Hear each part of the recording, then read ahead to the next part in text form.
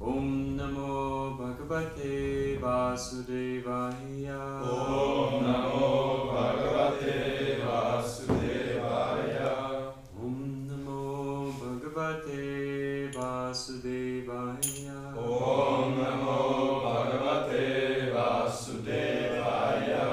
Om Namo Bhagavate Vasudevaya. Om Namo Bhagavate Vasudevaya. Hare Krishna. Hare Krishna. Thank you very much for being here physically and being here, I don't know how to say this, in cyberspace. If you're in the kitchen or at your home cooking breakfast. So we have an opportunity to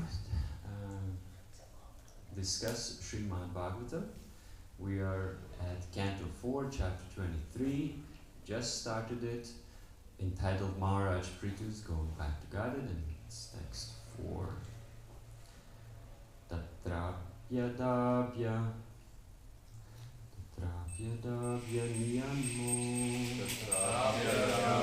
niyamo Vaikhanasa susammate Arabdha ugra tapasi Yadasva vijaye pura. Bhagavad Gita meter. Tatra yadavya niyamo Tadrapya niyamo Vaikhanasa susamate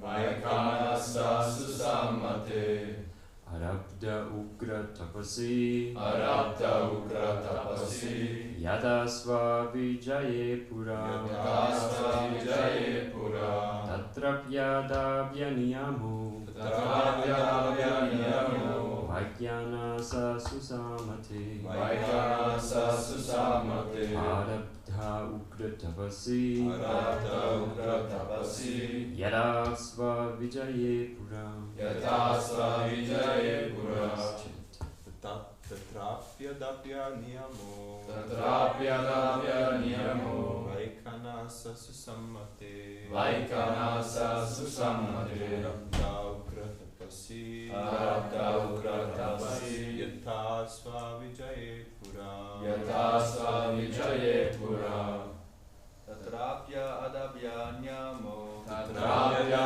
niyamo Vaikhanasa susamate Vaikhanasa susamate Arabdha ukra tapasi Arabdha ugra tapasi Yathasa vichaye pura Yadasva vijaye pura Tatrapya adapya niyamo Tadrapya niyamo Vaikhanasa susamate Vaikhanasa susamate Arabdha ugra tapasi Arabdha ugra tapasi Yathasva vijaye pura Yadasva vijaye pura Ladies, Tatrapyadavya niyamo Tadrapya niyamo Vaikhanasa susamate Vaikhanasa susamate Arabdha ugratapasi Arabdha ugra tapasi Yatasva vijaye pura Yadasva vijaye pura okay. Anyone saw some words which they would know? Niyama. Niyama, yeah, that is. And Ugra, okay. Vichaye Vijaye, okay.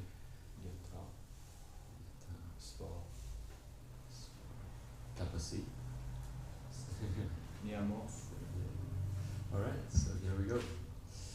Tatra, Tatra there. there Api, Api also.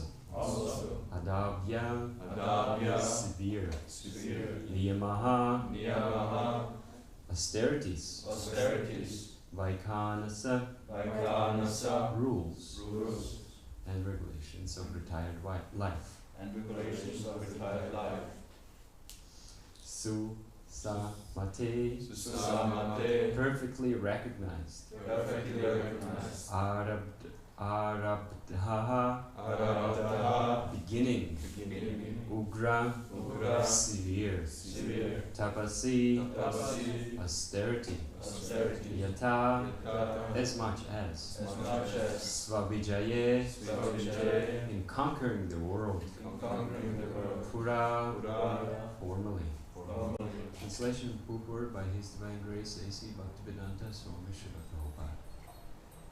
After retiring from family life, Maharaj Prithu strictly followed the regulations of retired life and underwent severe austerities in the forest.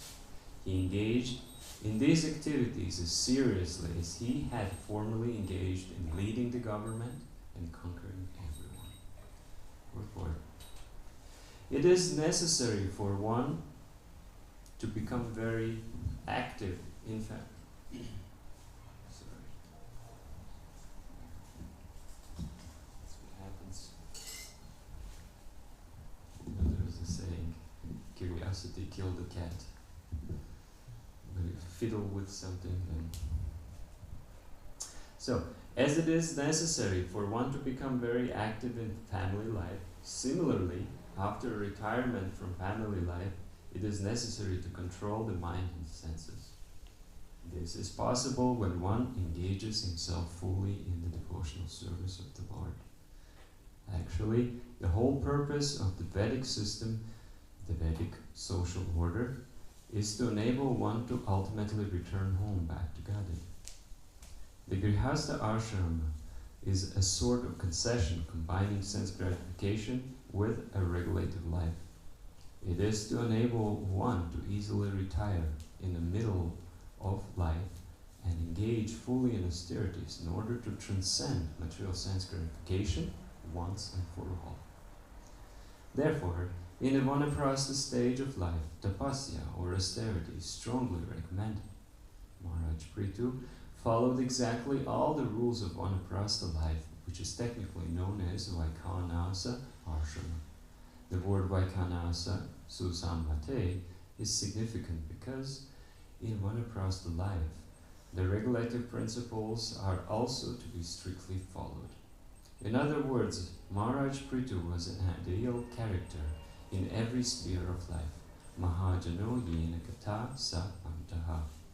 One should follow in the footsteps of the great personalities. Thus, by following the exemplary character of Maharaj Prithu, one can become perfect in all respects while living in this life or while retiring from active life.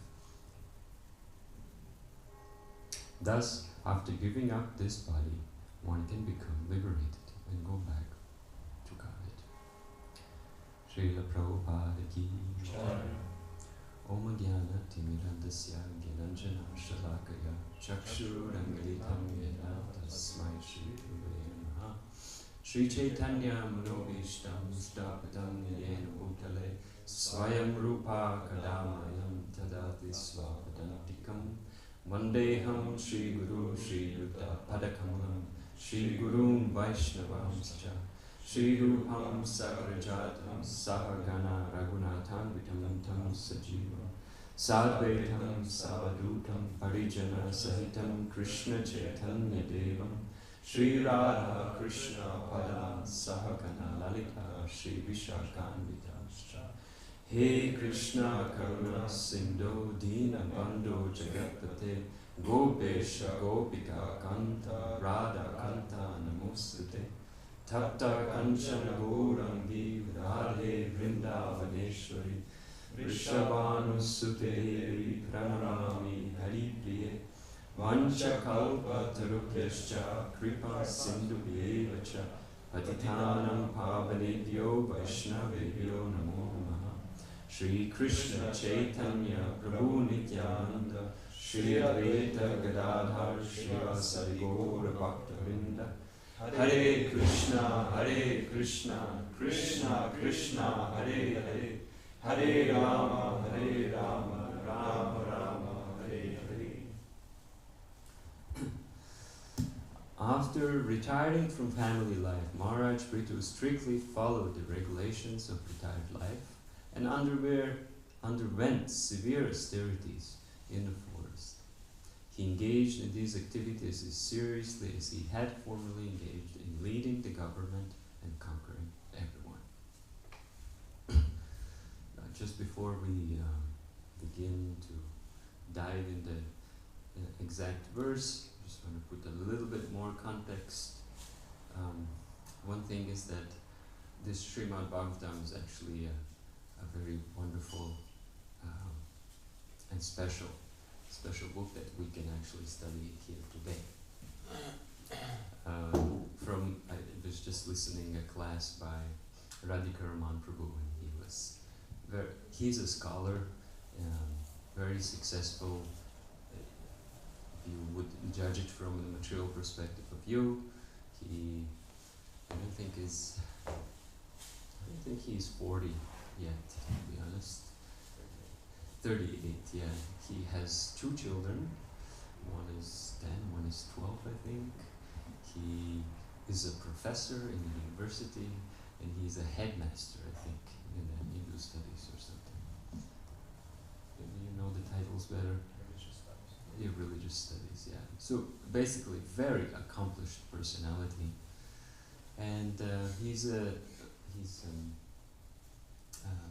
took birth in a family of devotees who were running a temple in Idaho, and him and his brother were educated on Srimad Bhagavatam. Basically, they grew up on reading Srimad Bhagavatam, hearing the stories, so on. Anyway, he was visiting London just recently. He gave these 3 talks in glorifying Srimad Bhagavatam with the theme of asking forgiveness and offering forgiveness. Very beautiful. I highly recommend to listen to these classes. It's on School of Bhakti on the YouTube if you channel. And he's in an academic field. Of course, he has studied there, and him and Krishna Kshetra Swami, they try to glorify Srimad Bhagavatam and try to do a lot of research in that area. And something which came up is that the Srimad Bhagavatam is a classic. You know, there's not so many books which are called classics. And then the question was, what makes it as a classic? What are, and there's another 3 books which are from, you know, our Shastras, which are classics. So one I already gave away, one is Srimad Bhagavatam. What would you think 2 other books are as classics? Ramayana. Ramayana, yes, that's one. One more. Yes, partially. Mahabharata. Yeah, actually it's Mahabharata including Bhagavad Gita.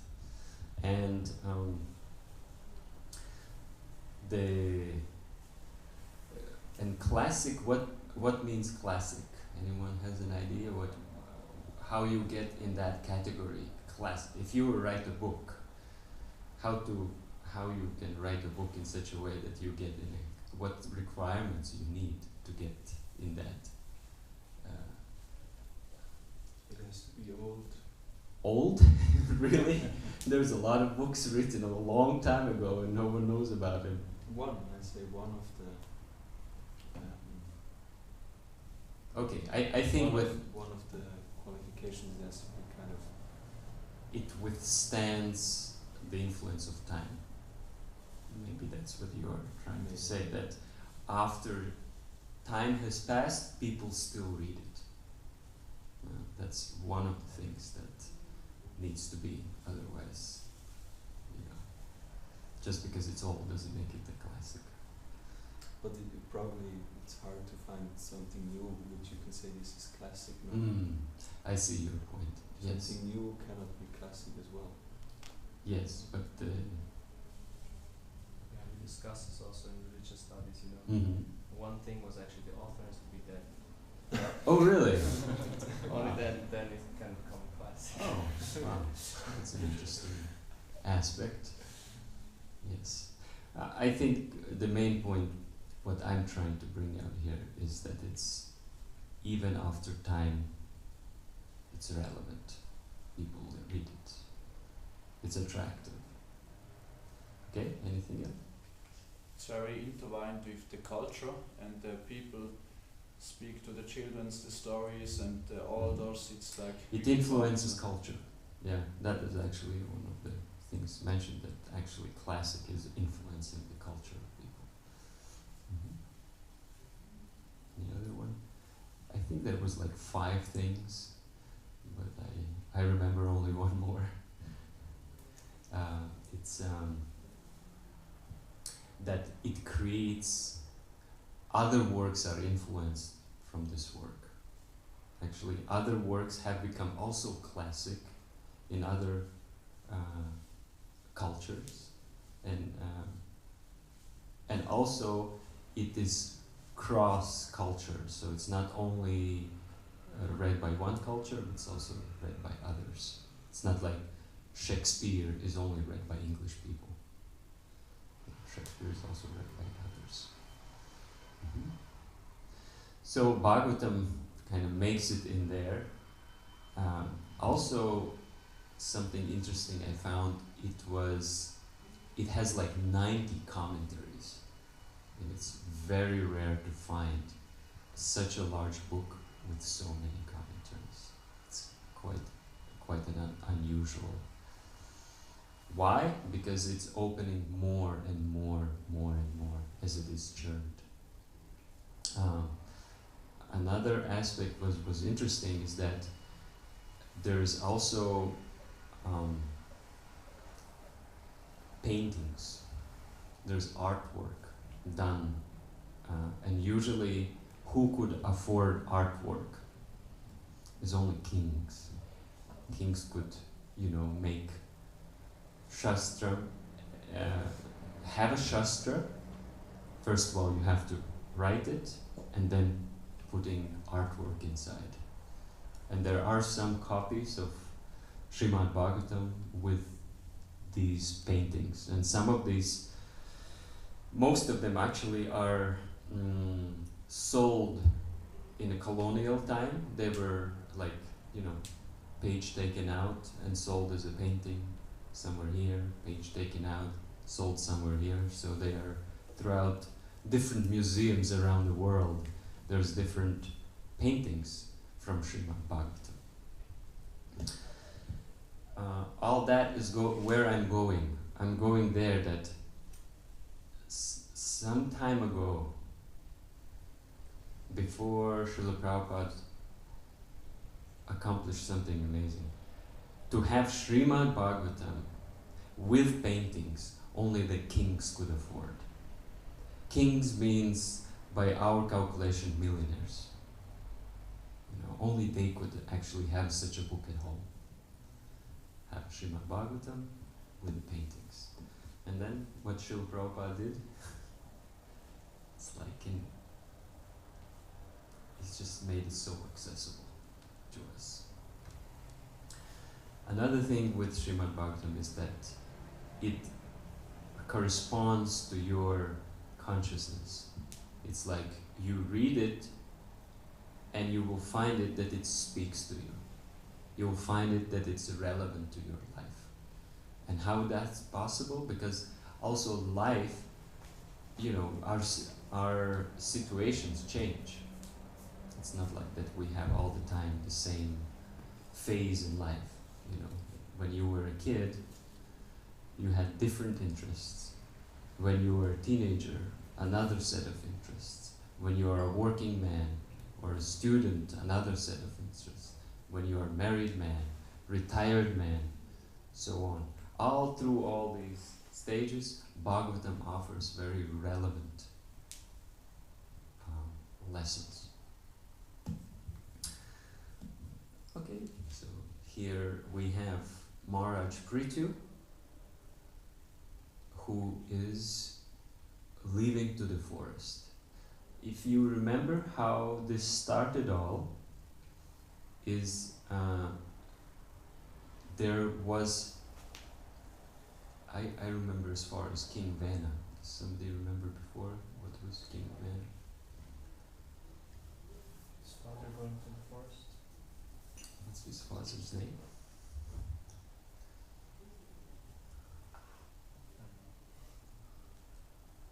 So it's about the rulers of the world, and there was a very influential and very exemplary king who left to the forest, who had a son, King Vena, who was not good king, not a good ruler. So ultimately he was removed, killed, and from his body was ultimately, I'm skipping a lot because we know this story, was made this churn, and came out Maharaj Prithu and his eternal consort. So that's how he came. Then he was very much glorified. Then he actually performed these wonderful activities as an exemplary king, and now he's done. Now he's leaving to the forest, and he's going back to Godhead. So he's basically showing us the example of how to act in every phase of life. Specifically, he had this role to play as a king, as an ideal leader.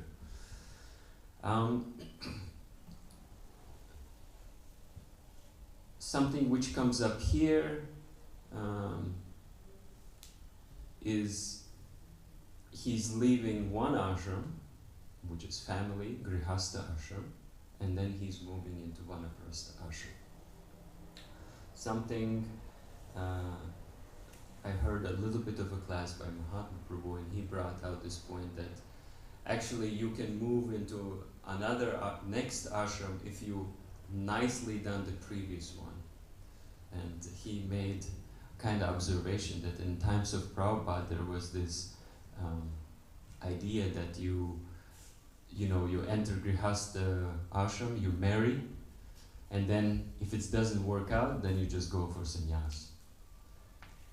It's like that didn't work out. Okay, I will take sannyas.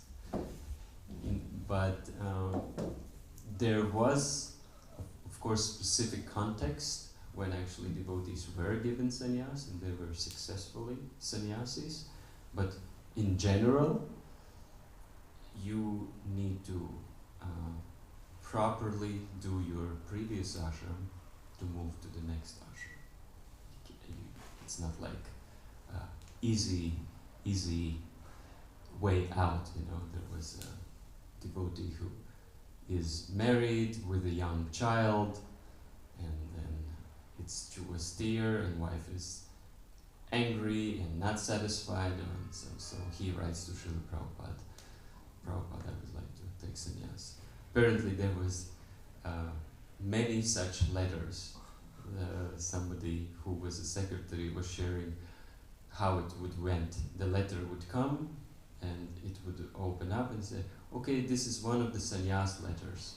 And then Prabhupada would say who it is, they would say the name, and then he would say, either he would say okay, or either he would say, write him that he's a nonsense. So, He also wrote that. perhaps, yeah. Prabhupada told him he's a nonsense. Okay, here you go. Yes. Another point which could be brought out here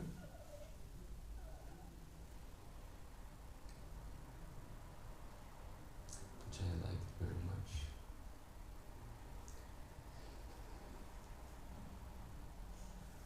Trying to find this word. It is to...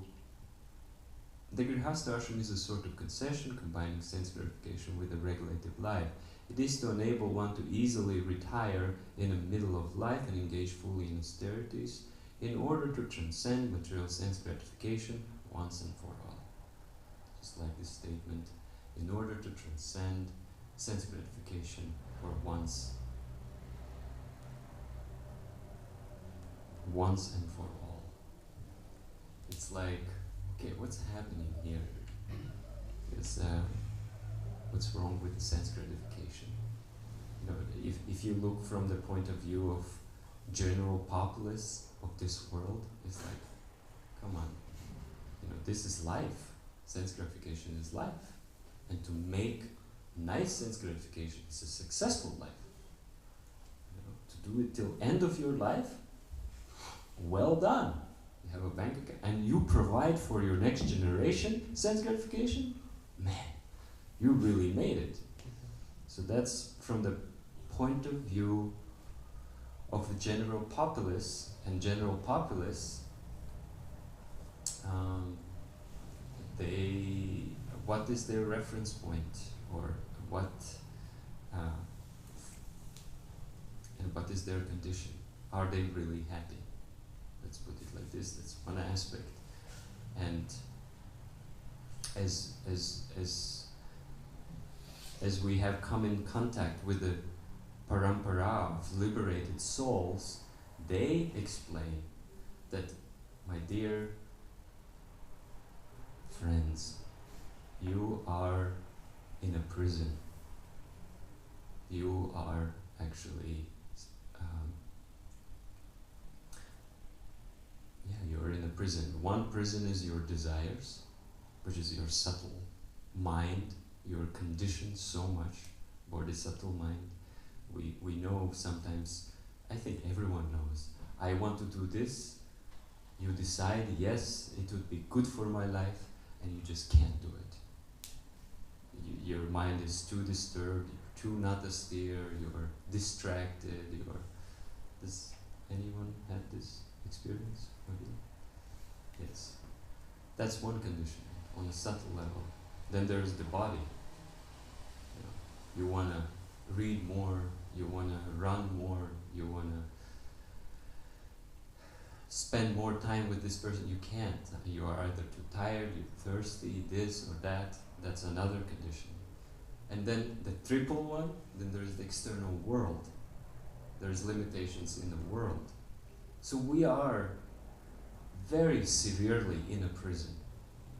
We are like little prisoners. And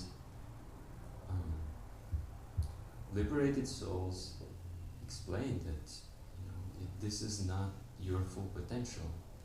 Living in a prison and being successful in a prison, moving from one grade of prisoners to another grade of prisoners, that's what our society can offer. At best, you become from a third-class prisoner to a, I don't know, second-class prisoner. That's at best.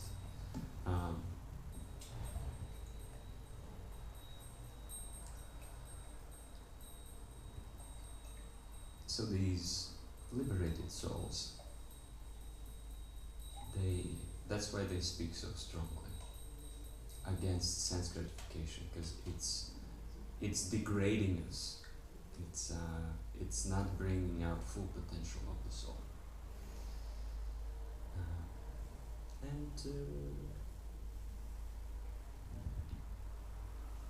It's not like something,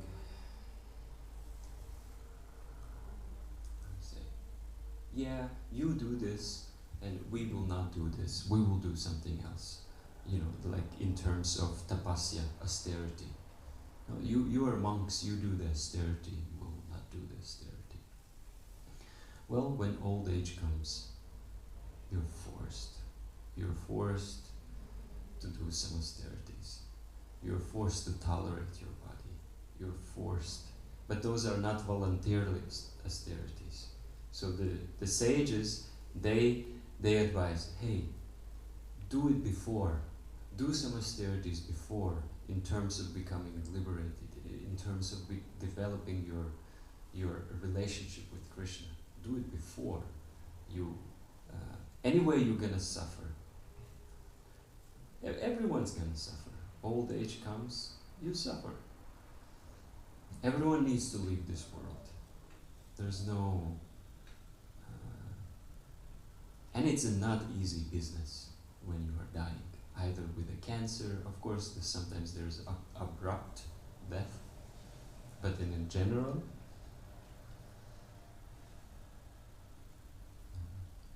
I think your grandmother is what, 198 or something? 95. Not easy. With the health difficulties, isn't it? You shared something. Yeah. Okay, so these were a few thoughts I had. I invite you for some discussion or question or clarification.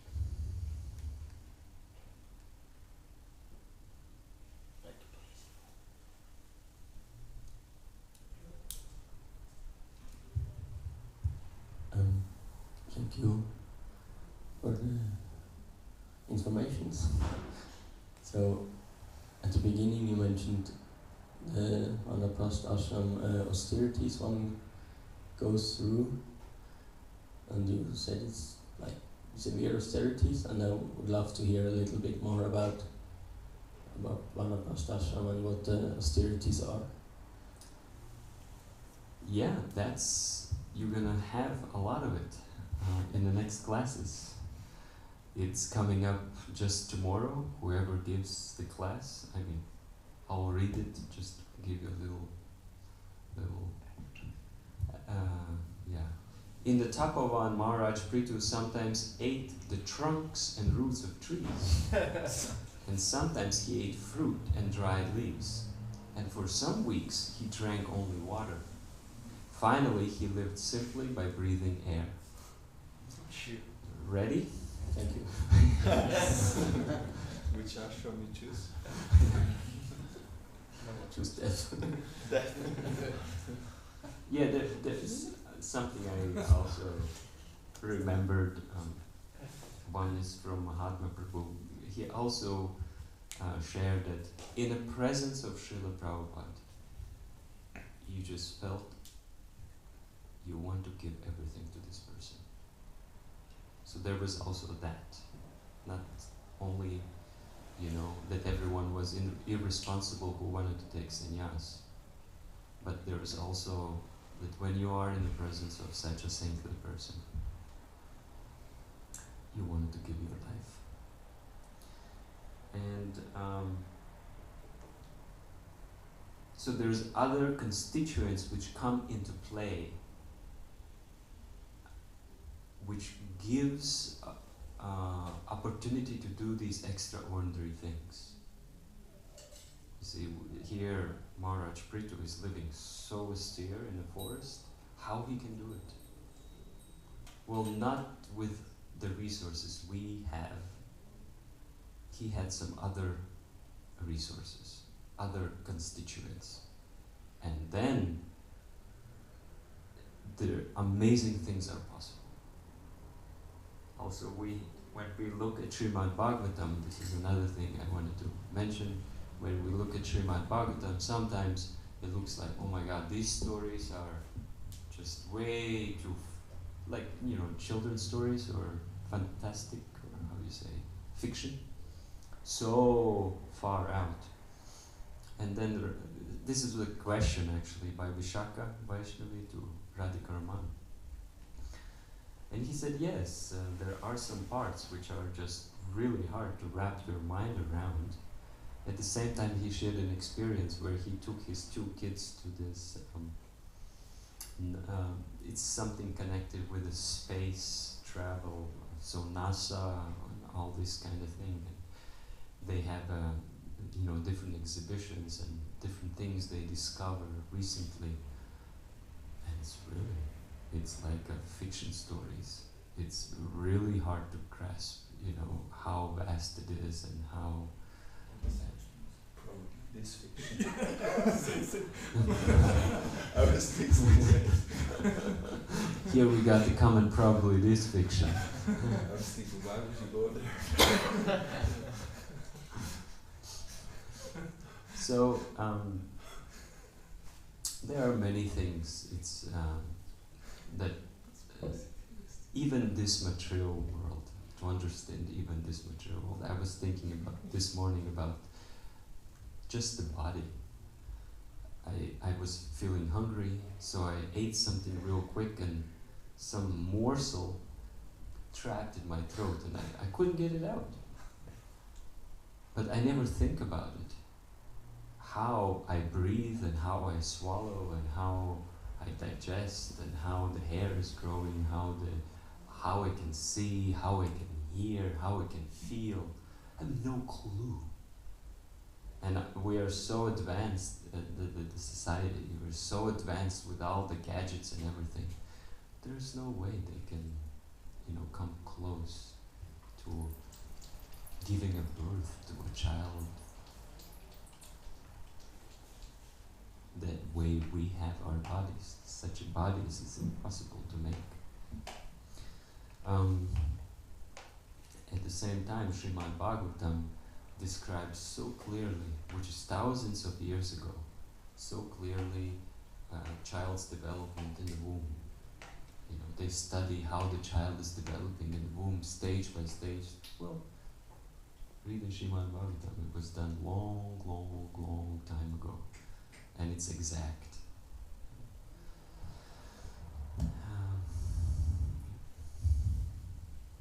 Thank you.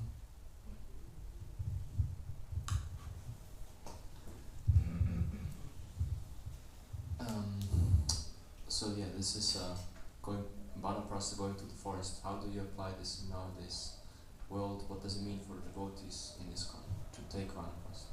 How do you use it? Well, could see it as a grihasta. Let's speak about general first. A devotee who has a family and whose main service, generally when you have a family, that's how I at least meditate and see to those who have children, that they serve these future Vaishnavas. It's basically they have invited a Vaishnava in their home, and they are facilitating the necessary ingredients so this person can actually blossom and continue sharing this Krishna consciousness throughout the world. Of course, there's a big spectrum of different kind of personalities which are needed for Lord Chaitanya's movement to spread. Some will be musicians, and some will be religious study professors, and some will be very, very different. Shishi Jagannath Baladev Swarup Maharaj. So there is a lot of resources needed to keep your household running nowadays, just to have food, general education, general health care, general like that. That's already quite a bit of a challenge, depending where you are in the world, but generally that's already takes up most of your time. Now, when you've done that successfully, and obviously don't forget the element of Krishna consciousness, that you always have to endeavor to bring that as a core in the family. And then when the children are becoming more self-sufficient, is that the word I'm looking for? More running on their own lives, you have given them that startup. You're still supporting, but to the less degree, because they are having their own choices to make and the responsibility of life, and they're learning. That's growth. They make their mistakes and so on. So then you take more. So those resources, what you have, you start engaging them more in cultivation of Krishna consciousness and facilitating others in cultivation of Krishna consciousness. So it's here is mentioned more. You're again going more simplistic lifestyle, as far as I understand. You're more. You don't engage so much in business unless that's required for the movement, because some of the devotees are actually financially supporting very much spreading of Krishna consciousness. So that's their service. But themselves, they live. The age comes and you just realize, okay, this body is gonna go, and okay, this sense gratification is not really something which gonna help me. So let me invest more time and more focus, which gonna help me. So maybe vanaprasthas in our age don't go to the forest. In terms of becoming less affected by sense objects and performing more austerities in terms of what will be described here, but more engaging Krishna consciousness. I think Srila Prabhupada speaks about it right here. This is possible when one engages himself fully in devotional service of the Lord. That's called a retirement from family life. That's what he says in the first sentence, actually. That's as far as I understand. Yes, Krishna Prabhu.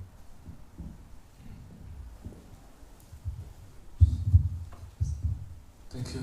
Yes, I think also that would be my understanding, that mainly they try to disentangle themselves from the family life more and more. Because before that was the main focus, now this is not. And the focus is more Krishna. And also probably explains that going to the forest means going to Vrindavan also. That actually Vanaprastha is maybe not go to the forest, but they go more to the holy places. That becomes part of their practice, that they actually Sadhana. yeah, they travel to holy places, they live in their homes, they're not always with the family, but they go to other places. They absorb more in meditation and spiritual practice.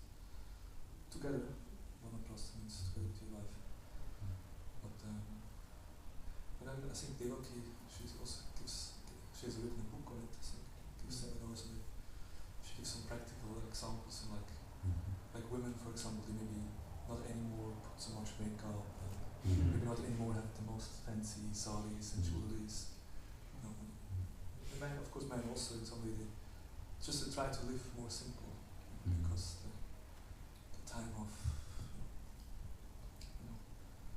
life in the family enjoyment is reduced, and now we really try to focus more on the spiritual side, renounce. I think it's a question of mentality that you develop then on a process.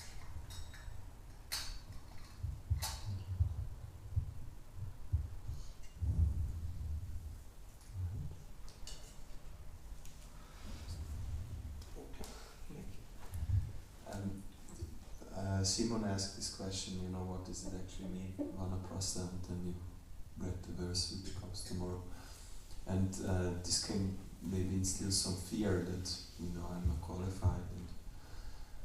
But Vanaprastha means one of the stages. It probably explains, to go back home, back to God, that this Vedic system has been established.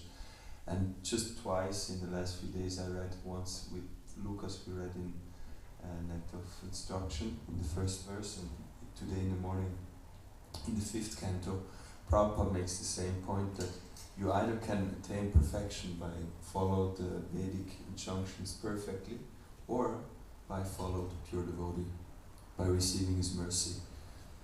And Prabhupada makes the point in the Net of Instruction that by just following his instructions, and then he gives, following the regulative principles strictly, chanting 16 rounds, then you will attain perfection.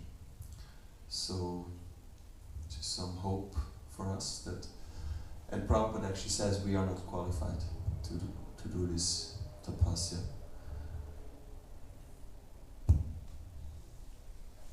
Yeah, I guess it could be traditional. Yeah, it could be confusing for someone that we read.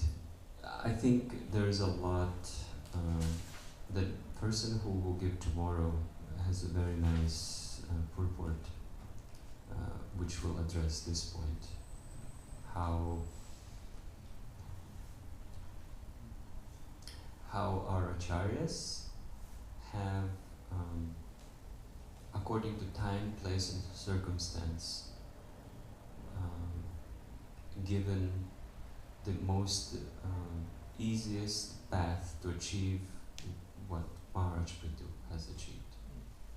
Maharaj Prithu was at certain time, at certain place, in a certain context, and he was doing certain austerities to achieve the goal. And we are, again, in a little bit different place, but the essence of the practice still remains the same, ultimately. I mean, there is a difference in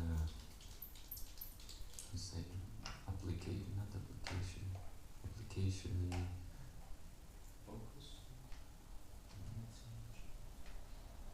Emphasis.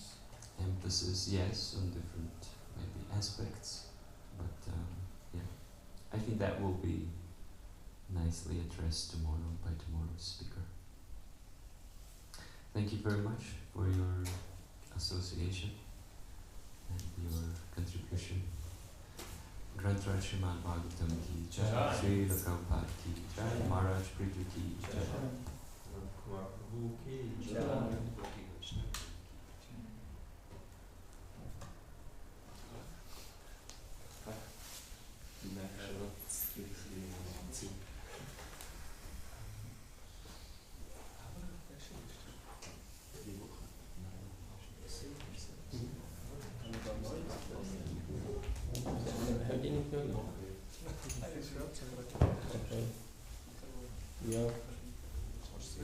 Wir haben gesagt, neue Kürzung haben jetzt dass sie wieder drauf, aber die Frage ist jetzt gerade. Kannst du für mich noch irgendwo beweisen, dass wir da sind, ich muss aber schon wechseln von der Kapazität. Ja, ja, wenn es nötig ist. Meistens am Dienstag wechseln für die Wechsel auf den Rock.